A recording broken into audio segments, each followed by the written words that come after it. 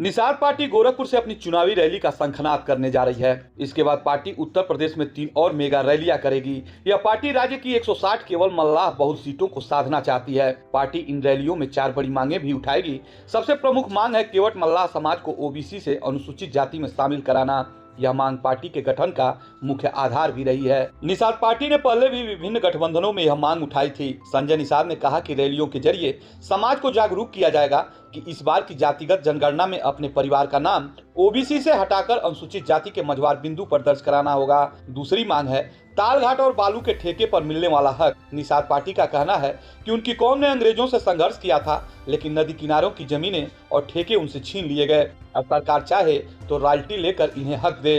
तीसरी मांग जमीन पर मिलने वाले हक से संबंधित है। पहले गांव के तालघाट वर्ग 3 में मालिकाना हक निषाद समाज के लोगों का होता था, लेकिन 2007 में बसपा सरकार के दौरान यह अधिकार छीन लिया गया। निषाद पार्टी ने कोर्ट के जरिए इसे फिर बहाल कराया था। चौथी मांग विमुक्ति जनजाति के तहत मिलने वाली सुविधाओं की है। केवट मल्लाह जातियों को भारत सरकार ने विमुक्ति जनजाति घोषित किया है, लेकिन सपा सरकार ने 2013 में ये अधिकार भी छीन लिए थे। पार्टी अब इन अधिकारों की बहाली चाहती है।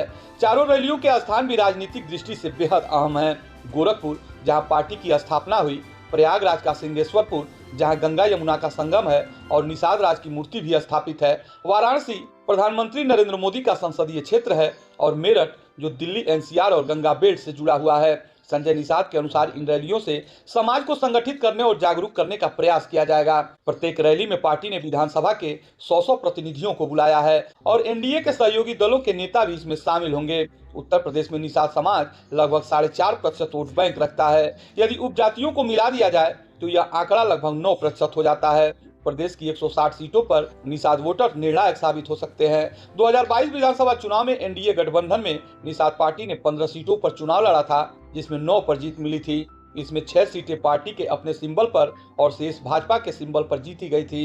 इन रैलियों के जरिए निषाद पार्टी अपनी राजनीतिक ताकत और समाज के मुद्दों को प्रभावी ढंग से प्रदर्शित करना चाहती है। तो निषाद पार्टी की इस रणनीति पे आपका क्या है विचार, कमेंट में जरूर बताइएगा। बाकी अन्य खबरों के लिए बने रहे हमारे साथ और देखते रहे गोरखपुर फर्स्ट।